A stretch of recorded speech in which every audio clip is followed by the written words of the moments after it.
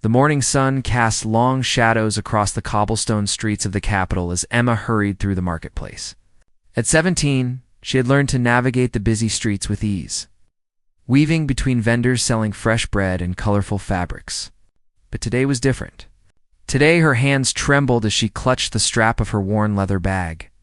Emma worked at a small bakery on the corner of Fifth Avenue. It's just 2 blocks from the royal palace. Every morning for the past 3 years, she had walked the same route, passing the same familiar faces. She knew the flower seller who always smiled at her, the newspaper boy who shouted headlines, and the royal guards who stood watch at various checkpoints throughout the city. This particular morning started like any other. Emma had woken up at 5 o'clock, helped her mother prepare dough for the day's bread, set out for work carrying a basket of fresh pastries. The air was crisp and cool, carrying the scent of autumn leaves and morning dew. She hummed quietly to herself as she walked, thinking about the mathematics exam she had been studying for in her evening classes as she turned onto Palace Road. Emma noticed something unusual. A large white van was parked in an alley between 2 buildings, its engine running. The vehicle looked out of place in this neighborhood where most people traveled by foot or bicycle. The windows were tinted so dark that she couldn't see inside, and the back doors were slightly ajar, revealing nothing but darkness within. Emma slowed her pace, curiosity pulling at her. The van's license plate was covered with mud, making it impossible to read.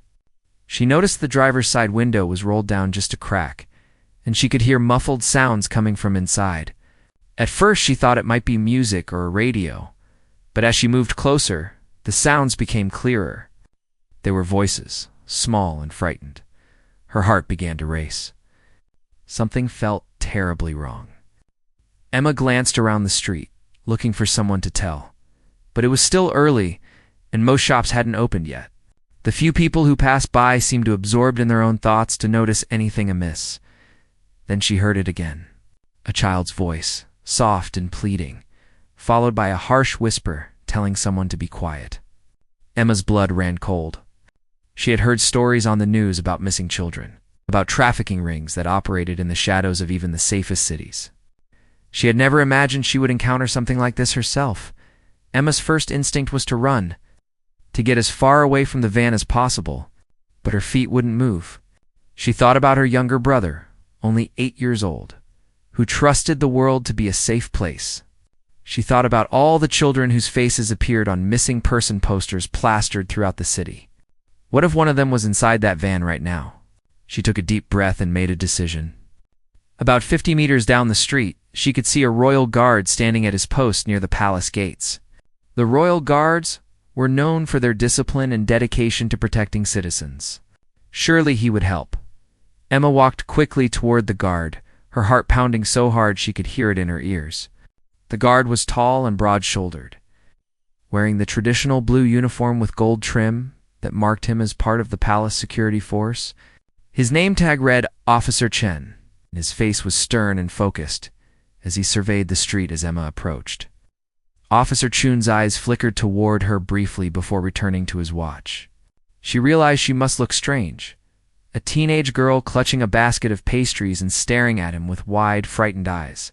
"Excuse me," Emma said, her voice coming out smaller than she intended. "I need your help." Officer Chen looked down at her, his expression unchanging. "Miss, I'm on duty. If you have a concern, you can report it at the police station 3 blocks east." "Please," Emma insisted, stepping closer. "There's a van in the alley back there. I think there are children inside. I heard them crying." The guard's expression didn't change, but Emma saw something flicker in his eyes. "A van?" he repeated. "It's a white van with tinted windows. It's been sitting there with the engine running, and I heard voices. Children's voices. They sounded scared." The words tumbled out of Emma in a rush. Officer Chen was quiet for a moment, studying her face. Emma knew how she must appear to him, just another anxious teenager, perhaps letting her imagination run wild. She had no proof, no evidence beyond what she had heard, and the uneasy feeling in her gut. "Miss, there are many vehicles on this street every day," Officer Chen said slowly. "Sometimes people park while they make deliveries, or wait for someone. Are you certain you heard what you think you heard?" Emma felt frustration building in her chest. I know what I heard, she said firmly. I'm not making this up. Please, you have to check. What if I'm right? What if there are children in danger, and we do nothing? The guard seemed to consider this. His radio crackled with static, and a voice came through speaking in codes Emma didn't understand. Officer Chen responded briefly, then looked back at her. Where is this van exactly? He asked. Relief flooded through Emma. In the alley between the bookshop and the tailor, just past the fountain. Please hurry. Officer Chen spoke into his radio again, calling for backup. Then he looked at Emma seriously. Stay here. Do not follow me. If what you're saying is true, this could be dangerous. But Emma shook her head. I'm coming with you.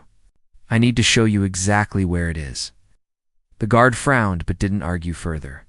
Perhaps he saw the determination in her eyes, or perhaps he simply didn't have time to debate. Together they began walking back toward the alley where Emma had seen the van as they approached. Emma's stomach twisted with anxiety. What if the van was gone? What if she had imagined everything? What if she was wasting the guard's time and making a fool of herself? But when they rounded the corner, the van was still there, exactly where she had seen it. The engine was still running, sending small puffs of exhaust into the cool morning air. Officer Chen's entire demeanor changed. His hand moved to the weapon at his side, and his body tensed like a coiled spring. Stay behind me, he ordered Emma in a low voice. Emma nodded, her mouth suddenly dry. She watched as Officer Chen approached the van carefully, his steps measured and silent. He moved like someone trained for exactly this kind of situation, alert and ready for anything. When he reached the driver's side window, he knocked firmly on the glass. Royal Guard, open the door. For a moment, nothing happened. The street seemed to hold its breath. Then Emma heard movement inside the van, the sound of someone shifting position, a whispered curse. The driver's door suddenly flew open, and a man jumped out. He was middle-aged with a scarred face and wild eyes. Before Officer Chen could react, the man shoved him hard, causing the guard to stumble backward. Emma screamed as the man ran past her, his shoulder clipping hers and sending her basket of pastries flying. Officer Chen recovered quickly and gave chase. But the man had a head start and disappeared around a corner. For a moment, Emma stood frozen, her pastries scattered across the cobblestones. Then she remembered why they were here. The van. The children, she ran to the back of the van and pulled open the doors that had been left slightly ajar. What she saw inside made her gasp, for children, ranging in age from about 6 to 12 years old, sat huddled together on the floor of the van. Their hands were bound with rope, and cloth gags covered their mouths. Their eyes were wide with terror, tears streaming down their dirty faces. The van smelled of sweat and fear. It's okay, Emma said, her voice shaking. You're safe now. I'm going to help you. She climbed into the van and began working on the knots binding the nearest child, a little girl with dark braids. Her fingers fumbled with the rope, her hand shaking so badly she could barely grip it. Officer Chen returned moments later, breathing hard from his chase. When he saw inside the van, his face went pale. He immediately spoke into his radio, his voice urgent. This is Officer Chen, at Palace Road and 5th. I need multiple units and medical assistance immediately. We have 4 minors, possible kidnapping victims. As Emma finally freed the little girl's hands and removed her gag, the child threw her arms around her and sobbed. Emma held her tight, tears now streaming down her own face as well. More guards arrived within minutes, along with police officers and paramedics. The scene became a flurry of activity as the children were carefully removed from the van, checked for injuries, and wrapped in blankets. Each child was crying, but they were alive. They were safe. Officer Chen approached Emma as she stood to the side, watching the rescue unfold. You saved them, he said quietly. If you hadn't insisted I check, if you had walked by like everyone else, ... He didn't finish the sentence. He didn't need to. Emma looked at the children being comforted by paramedics, at the police searching the van for evidence, at the crowd of neighbors who had gathered to see what was happening. She thought about how easily she could have ignored that uneasy feeling. Could have convinced herself it was nothing. Could have been too afraid to speak up. I just did what anyone should do, Emma said softly. but even as she said it, she knew it wasn't true. Many people would have walked by. Many people would have been too scared, too unsure, too worried about being wrong or causing a scene. She had chosen differently, and that choice had saved 4 lives. As the morning sun climbed higher in the sky, Emma realized her hands had stopped shaking. She had found a strength inside herself she hadn't known existed. And though the danger had passed, she sensed that this morning's events were just the beginning of something much bigger. The police station buzzed with activity. As Emma sat in a small interview room, a cup of lukewarm tea growing cold in her hands. She had been there for 3 hours, answering questions from detectives, describing everything she had seen and heard. Her mother had arrived an hour ago, pale and shaken. Pulling Emma into a tight embrace before sitting beside her, Detective Sarah Morrison sat across from them. A woman in her 40s with kind eyes and graying hair pulled back in a practical bun. She had been patient with Emma, never making her feel like she was wasting time or being dramatic. Instead, she listened carefully, taking notes and asking thoughtful follow-up questions. "You did an incredibly brave thing this morning, Emma," Detective Morrison said, closing her notebook. "Those children are alive because of you. I want you to understand that." Emma nodded, but the praise felt strange. She didn't feel brave. She felt exhausted and overwhelmed, her mind replaying the image of those frightened children over and over. "Can you tell me what will happen to them?" Emma asked. "The children, I mean. Will they be okay?"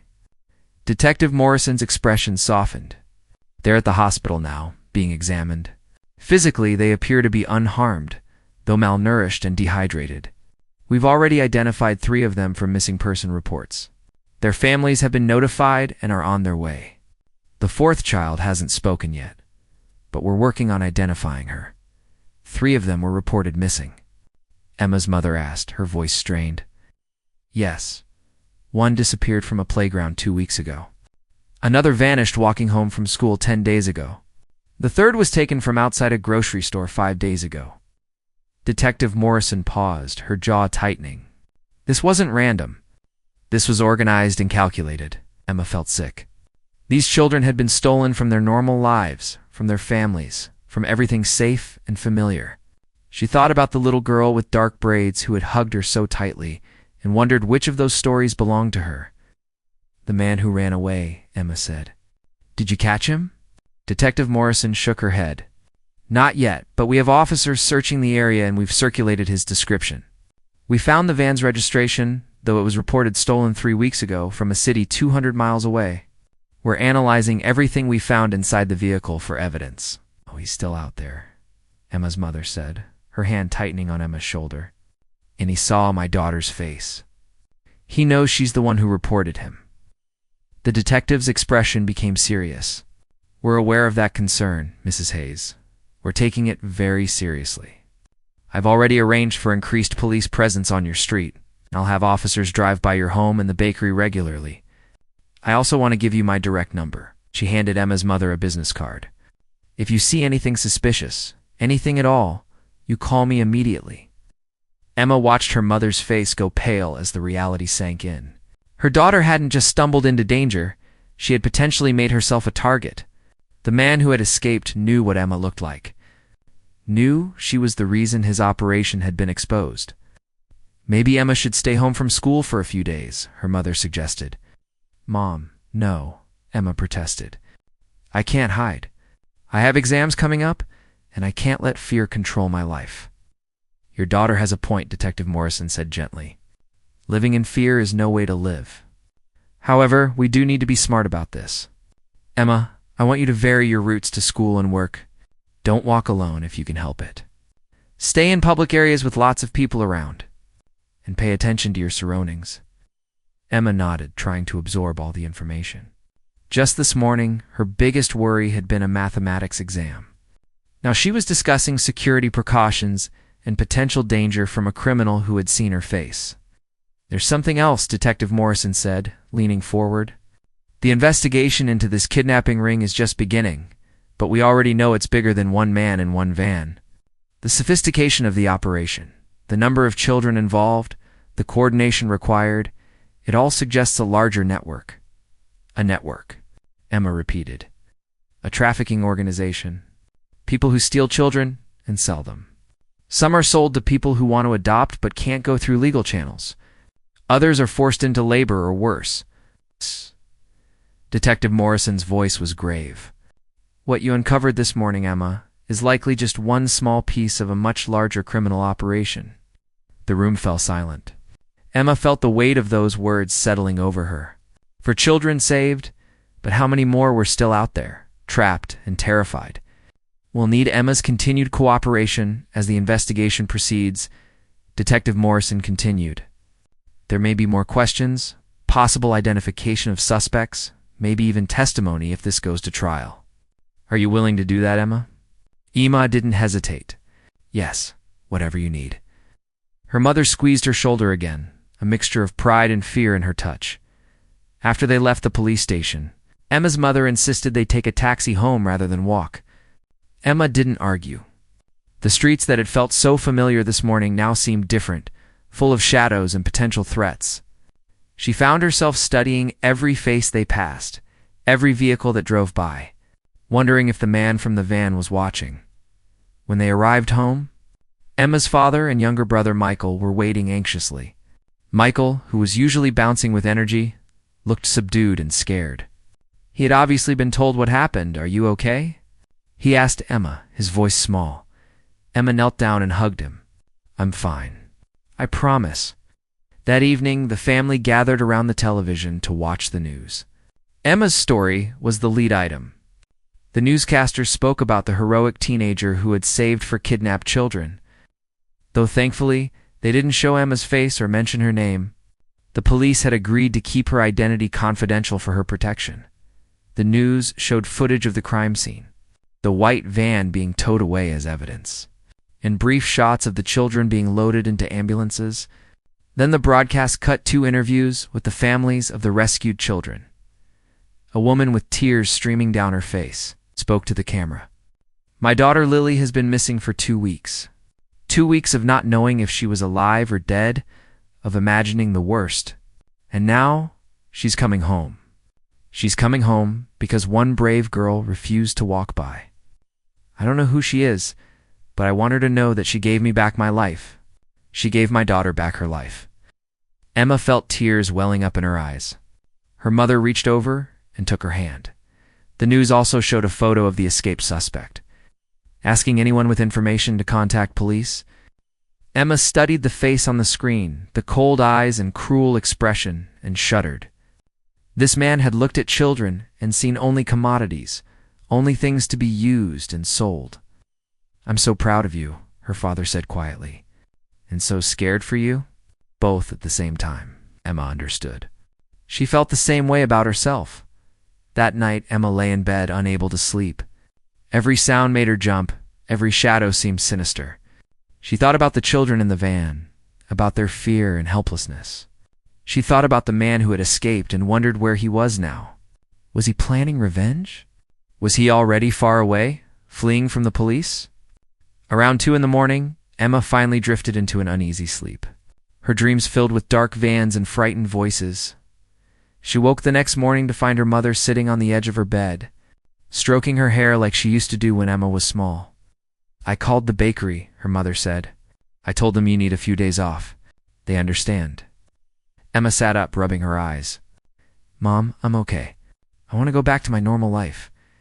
Emma, there's something you should know. Her mother's voice was hesitant. The police called this morning. They found something in the van that concerns them. Emma's heart began to race. What? A list? Names and addresses of other potential targets. Your name wasn't on it, but her mother paused, struggling with the words. Several other teenagers in the neighborhood were. The police think this ring wasn't just targeting young children. They were also looking for older kids, teenagers, who could be exploited in different ways. Emma felt cold all over. The scope of what she had stumbled into was growing larger and more horrifying by the hour. They're warning all the families on the list, her mother continued.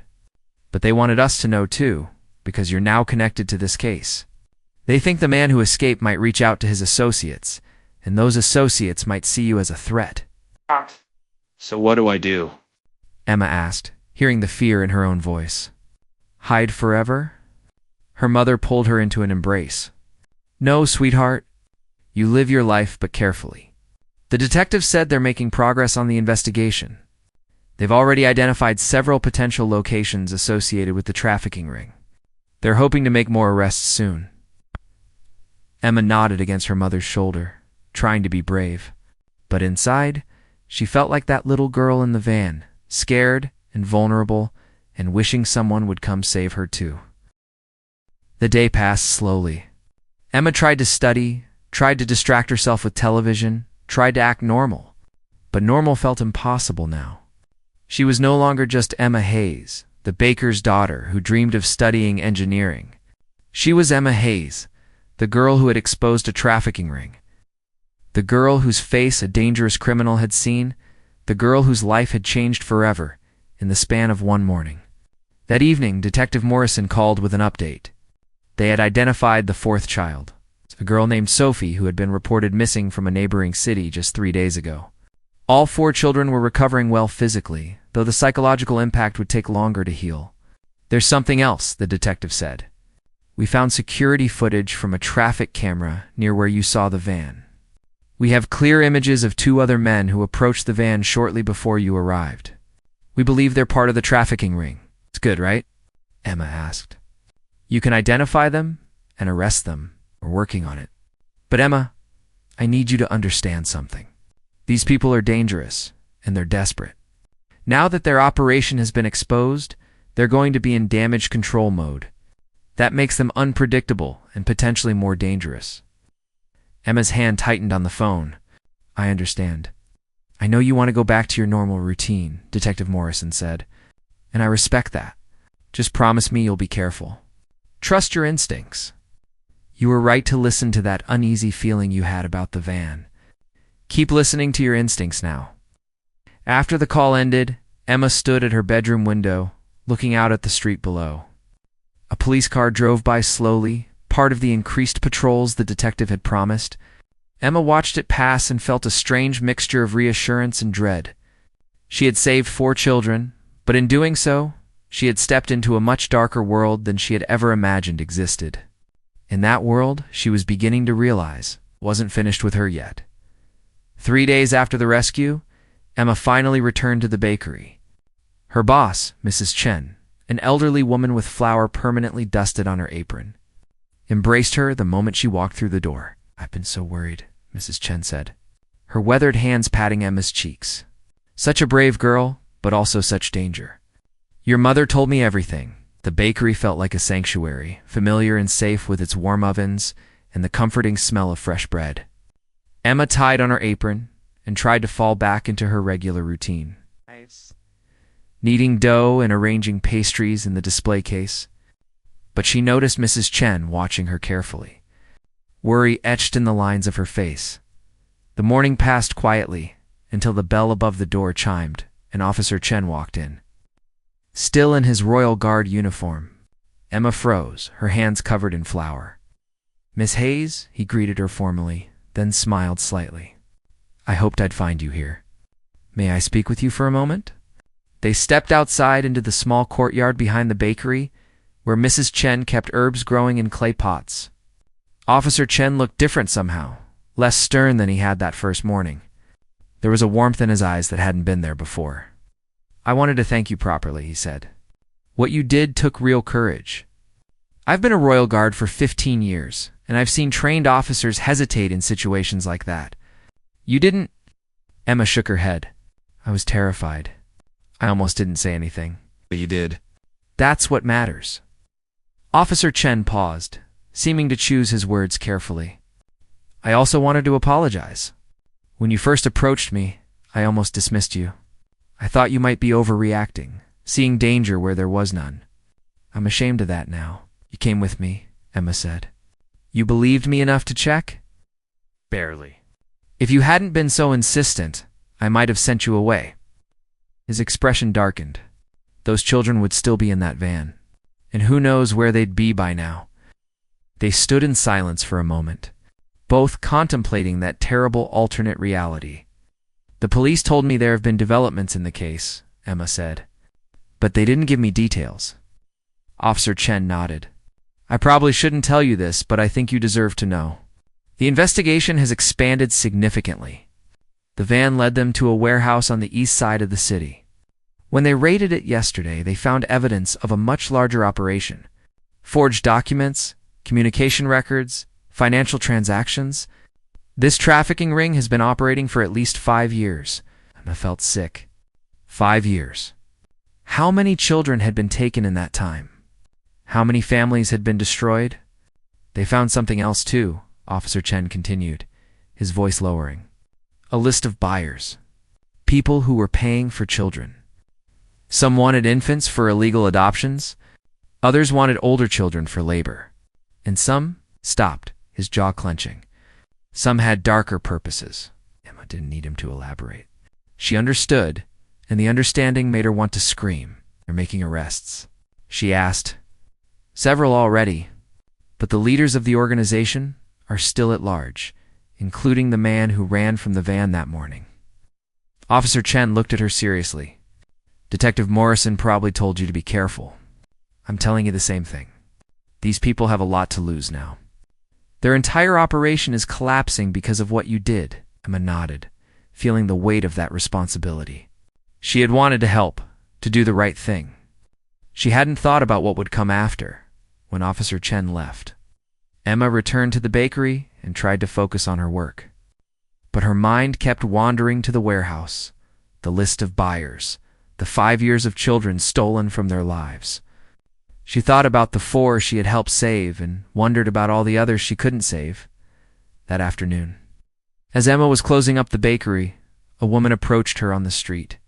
She was in her 30s, well-dressed, with kind eyes that looked like they had cried 1,000 tears. Are you Emma Hayes? The woman asked gently. Emma tensed, suddenly aware of Detective Morrison's warnings about being careful. Who's asking? My name is Rachel Martinez. You saved my son, Tommy. He was one of the children in the van. The woman's voice broke slightly. He's 7 years old. He was taken from our backyard while I was inside making lunch. Just 5 minutes. I looked away for just 5 minutes and he was gone. Emma's defensive posture softened. I'm glad he's home safe. He told me about you, Rachel continued. He said you were the angel who opened the door. He said you held Lily while she cried and told them all that everything would be okay. Tears were streaming down Rachel's face now. I needed to meet you. I needed to thank you in person. You gave me back my baby. Emma found herself crying too. Rachel pulled her into an embrace, and they stood there on the street, 2 strangers connected by a moment of horror and hope. Tommy wants to meet you, Rachel said when they finally pulled apart. When you're ready, when all of this is over, he wants to give you a drawing he made. He drew you with angel wings. Emma laughed through her tears. I'm not an angel. I'm just a girl who was in the right place at the right time. No, Rachel said firmly. You're the girl who chose to act when others would have walked by. That makes you more than just a girl. That makes you a hero. After Rachel left, Emma walked home slowly, her mind full of thoughts. She didn't feel like a hero. She felt scared and overwhelmed and uncertain about what the future held. But maybe that was what real courage looked like. Not the absence of fear, but acting despite it. When Emma arrived home, she found Detective Morrison waiting on her doorstep. Her mother stood beside the detective, her face pale and worried. Emma, we need to talk, Detective Morrison said. Can we go inside? In the living room, the detective spread several photographs across the coffee table. They showed men's faces, some clear and some grainy from security footage. We've identified most of the members of the trafficking ring, Detective Morrison explained. We've arrested 12 people so far, including the owners of the warehouse and several people on the buyer's list. But these 3 men are still at large. She pointed to 3 photos. The first was the man who had run from the van. The second was a younger man with cold eyes and a scar across his cheek. The third was an older man in an expensive suit who looked like he could be someone's grandfather. The man from the van is Viktor Petrov, a known criminal with connections to organized crime. The second is his brother, Alexei. They're dangerous and violent, with records for assault and worse. The third man is Marcus Webb, a wealthy businessman who is financing the operation. He has resources and connections that make him particularly dangerous. Emma stared at the faces, memorizing them. These were the people who had looked at children and seen profit. These were the people who had created so much suffering. We have reason to believe they've gone into hiding, Detective Morrison continued. But we also think they might try to retaliate before they flee the country. They've lost millions of dollars and their entire network because of you, Emma. You're a symbol of their failure. What are you saying? Emma's mother asked, her voice tight with fear. I'm saying we need to take Emma's safety very seriously. We can offer police protection, but I want to be honest with you. Our resources are limited and we can't provide round-the-clock security indefinitely. Detective Morrison looked at Emma directly. There's another option. We have a safe house where we can place you and your family until these men are caught. For how long? Emma asked. We don't know. Could be days, could be weeks, maybe longer. Emma looked at her mother, then at her father, who had been standing silently in the doorway. She thought about Michael at school, about her job at the bakery, about her exams and her dreams of engineering school. No, Emma said firmly. I'm not hiding. I'm not letting these people take my life away. Emma, please, her mother pleaded. It's too dangerous. Mom, if I hide, they win. They've already stolen the lives of so many children. I won't let them steal mine too. Emma turned to Detective Morrison. What else can we do? Besides hiding, I mean. The detective studied her for a long moment. You can be smart. You can stay alert. You can let us do our job of tracking these men down. And you can trust that we're doing everything in our power to keep you safe. Emma nodded. Then that's what I'll do. After Detective Morrison left, Emma's parents tried to convince her to reconsider, but she remained firm. She had made her choice, and she would live with the consequences. That night, Emma lay in bed thinking about courage and fear, about the choices people make when faced with danger. She thought about the children in the van, about Tommy's drawing with angel wings, about Rachel Martinez's tears of gratitude. She thought about Victor Petrov and his brother, about Marcus Webb with his expensive suit and cold calculation. These men were still out there somewhere, planning, perhaps watching. But Emma had faced her fear once already when she approached Officer Chen that morning and insisted he check the van. She had found strength she didn't know she possessed. She would need that strength again now, perhaps even more than before. As she finally drifted toward sleep, Emma heard a sound outside her window. Her eyes snapped open, her heart racing. She lay perfectly still, listening. There it was again, a soft scraping sound, like something brushing against the wall of the house. Emma slowly got out of bed and moved to the window, staying to the side so she wouldn't be visible. She carefully pulled back the curtain just an inch and looked out into the darkness. A figure stood in the shadows across the street, partially hidden by a tree. Emma couldn't make out the face, but she could see the shape of a person standing still, watching her house. She grabbed her phone and dialed Detective Morrison's number with shaking hands. They're here, Emma whispered when the detective answered. Someone's watching my house. Stay away from the windows, Detective Morrison commanded. I'm sending units now. Don't go outside. Don't turn on any lights. Just stay safe until help arrives. Emma woke her parents, and they gathered in the hallway, away from windows, waiting in tense silence. Emma could hear her mother's quiet prayers, her father's ragged breathing, Michael crying softly in his room. Minutes felt like hours. Then they heard sirens in the distance, growing louder, closer. The sound of police cars screeching to a stop outside, shouting voices, running footsteps. Emma's father went to the front door as police knocked. They entered quickly, securing the house, checking every room. Other officers searched the street, the neighbors' yards, the surrounding area, but the figure was gone. Whoever had been watching had disappeared into the night, leaving only questions and fear behind.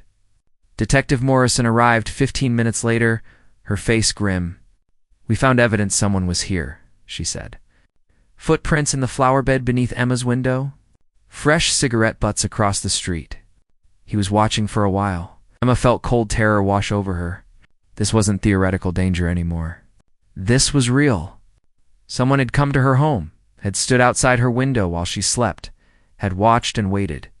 "We're placing officers outside your house tonight," Detective Morrison said. "And tomorrow, we need to have a serious conversation about that safe house option." Emma nodded, too shaken to argue. The game had changed. The danger was no longer abstract or distant. It was right outside her window, waiting in the darkness. Watching. The safe house was a nondescript apartment in a quiet neighborhood on the other side of the city. Emma and her family had moved there in the early hours of the morning, bringing only essential belongings and leaving behind their normal lives. Police officers had escorted them, checking every street corner, every passing car. Ensuring they weren't followed, Emma stood at the window of the small bedroom she was sharing with Michael, watching the sun rise over unfamiliar rooftops. Her little brother was still asleep, curled under blankets on the second bed, his face peaceful in a way it hadn't been for days. At least here, for now, they were safe. Detective Morrison had visited the day after they moved in, bringing updates on the investigation. The cigarette butts found across from Emma's house had been tested for DNA. They matched Viktor Petrov, the man from the van. He had been there watching Emma's house, perhaps planning his next move. "We're closing in on them," Detective Morrison had said, though her expression suggested it wasn't happening fast enough. "We've frozen Webb's bank accounts, cut off their funding. We have alerts at every airport, train station, and border crossing. They can't run forever."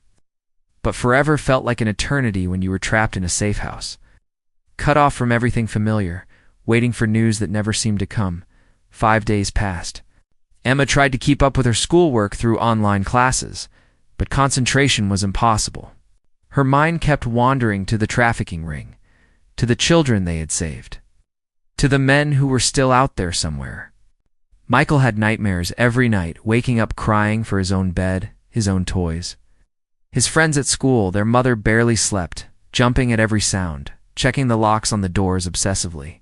Their father tried to maintain normalcy, cooking meals, playing games with Michael, but the stress showed in the lines deepening around his eyes. On the 6th day, Officer Chen came to visit. He brought news that lifted Emma's spirits slightly. "The 4 children are all recovering well," he told her as they sat in the small living room. "Tommy, the 7-year-old, he's back home with his family. He's started counseling and his mother says he's doing better every day. The other 3 are making similar progress in the investigation." Emma asked. Officer Chen's expression became more serious.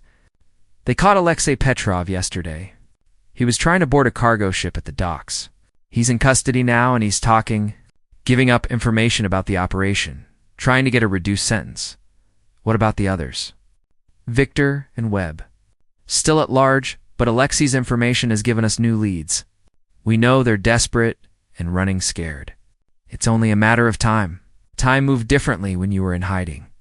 Every hour felt stretched thin, every day blurred into the next. Emma found herself thinking about the strange twist her life had taken. 2 weeks ago, her biggest concern had been a mathematics exam. Now, she was in a safe house, protected from criminals who wanted to silence her. Her entire family's life disrupted because she had chosen to listen to that uneasy feeling in her gut. On the 8th day, Emma was helping her mother prepare dinner when Detective Morrison called. Emma could tell immediately from her mother's face that something had changed.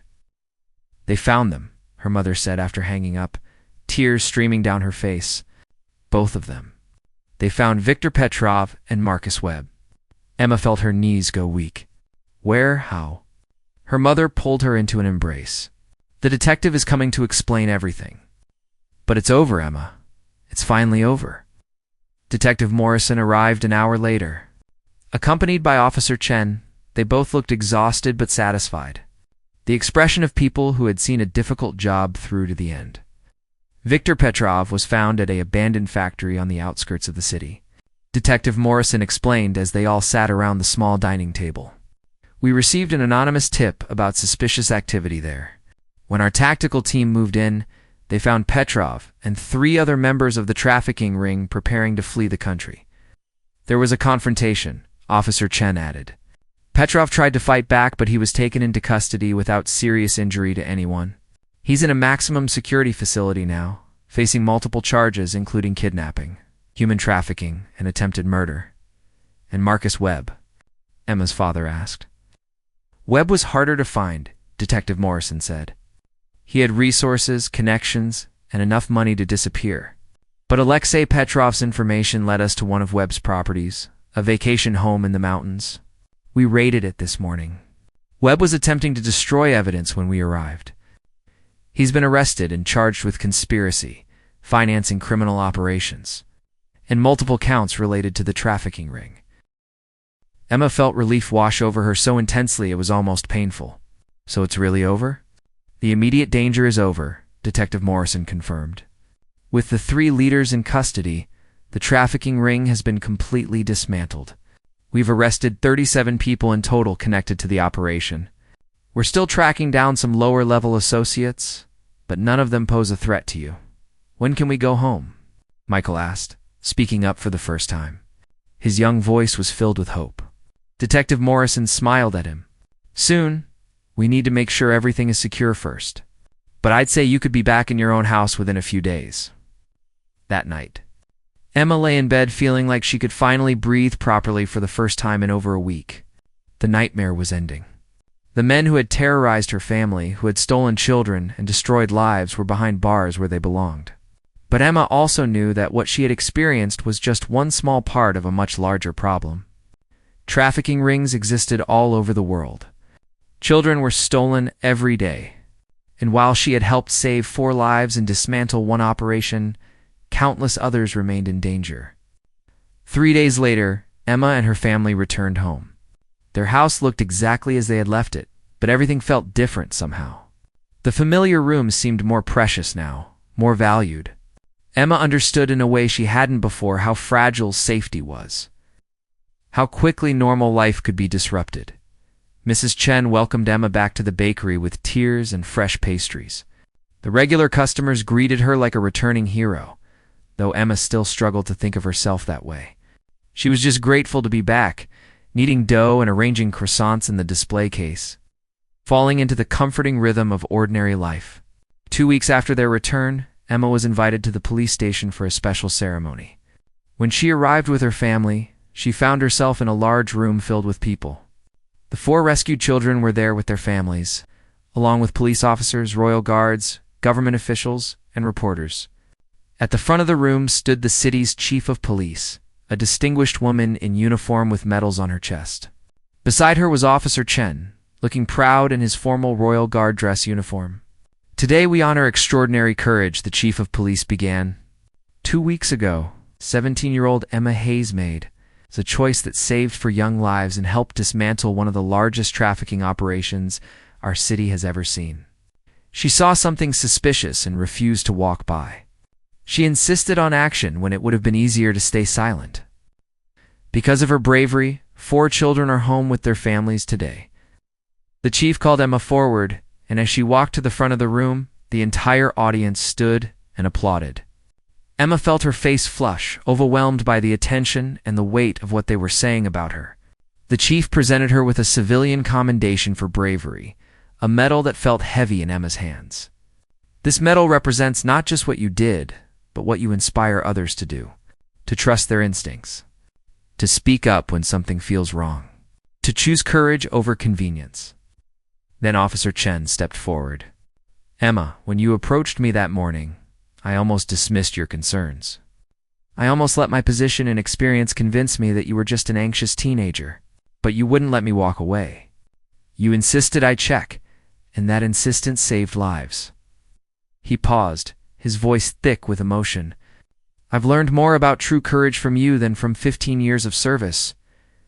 Thank you for making me a better guardian. After the ceremony, the families of the rescued children surrounded Emma. Rachel Martinez was there with Tommy, who shyly presented Emma with his drawing. Sure enough, it showed Emma with angel wings, opening the doors of the van while children reached toward her. An elderly couple introduced themselves as Lily's grandparents. Lily, the girl with dark braids who had hugged Emma so tightly, hid behind her grandmother but peeked out to give Emma a small smile. Our Lily was missing for 2 weeks, her grandfather said, his voice breaking. 2 weeks of living in hell, not knowing if we'd ever see her again. You brought her back to us? There are no words sufficient to thank you for that. Each family had their story, their nightmare, their impossible gratitude. Emma listened to them all, holding Tommy's drawing, feeling the weight of the metal and the much greater weight of what it represented. Later, as Emma and her family were leaving, Detective Morrison pulled her aside. "I have something to tell you," the detective said. "Something that doesn't leave this conversation. Because of this case, because of the evidence we gathered and the connections we found, we've been able to share information with law enforcement agencies around the country. That information has already led to 3 more trafficking ring busts in other cities. Dozens more children have been rescued." Emma's eyes widened. "Because of this case?" "Because of you," Detective Morrison corrected. "This trafficking ring was connected to others. The evidence we found in that warehouse and Webb's properties gave us threads to pull, and we're still pulling them. The impact of what you did extends far beyond those 4 children in the van. You've helped save lives across the entire country." Emma felt tears welling up. She had only been trying to help for frightened children. She had never imagined the ripple effect her choice would create. "What happens now?" Emma asked. "To the men who were arrested, they'll face trial. It will be a long process, and yes, you'll probably be called to testify. But with the evidence we have, including Alexei Petrov's testimony, we're confident they'll spend the rest of their lives in prison." Detective Morrison's expression hardened. "They'll never hurt another child." Months passed. Summer turned to autumn, and autumn toward winter. The trial proceeded slowly through the legal system. But Emma was learning to live with it rather than letting it consume her life. She returned to school, studied for her exams, worked at the bakery, and slowly began to feel like herself again. The nightmares came less frequently. The fear that had shadowed every moment gradually receded. Emma learned to walk down the street without constantly looking over her shoulder, to sleep without jumping at every sound. But she was also changed in ways both large and small. She paid more attention to the world around her, to the people she passed on the street, to the small signs that something might be wrong. She had learned that ordinary people could do extraordinary things. That courage wasn't the absence of fear, but the choice to act despite it. On a cold December morning, almost 4 months after the rescue, Emma was walking to the bakery when she passed a small park. She saw a woman frantically calling a child's name, searching the playground with panic in her eyes. Emma approached her. "Can I help?" "Is your child missing?" "My daughter," the woman said, her voice shaking. "She was playing on the swings just a minute ago. I looked at my phone for 1 second, and now I can't find her." Emma helped the woman search, calling the little girl's name. They found her 5 minutes later, hiding in a tunnel slide, giggling at her game of hide and seek, completely unaware of her mother's terror. As the relieved mother hugged her daughter, Emma thought about how differently this situation could have ended. She thought about Tommy and Lily and the other children, about the thin line between a harmless game and a parent's worst nightmare. "Thank you," the mother said to Emma, tears of relief in her eyes. "Thank you for helping me find her," Emma smiled. "That's what we do. We help each other. We watch out for each other. That's how we keep everyone safe." As Emma continued to the bakery, she passed Officer Chen at his usual post near the palace gates. He nodded to her in recognition, a gesture of respect between people who had faced danger together and come out the other side. Emma thought about the path her life had taken. About the morning she heard frightened voices coming from a van and made the choice to act. She thought about the medal in her drawer at home, about Tommy's drawing hanging on her wall, about the families she had helped reunite. She thought about all the things she had learned, that ordinary people could be heroes. That one choice could change everything, that courage was a muscle that grew stronger with use, that the world needed people who were willing to speak up when something felt wrong. The bakery came into view, warm light glowing from its windows, the familiar smell of fresh bread drifting on the morning air.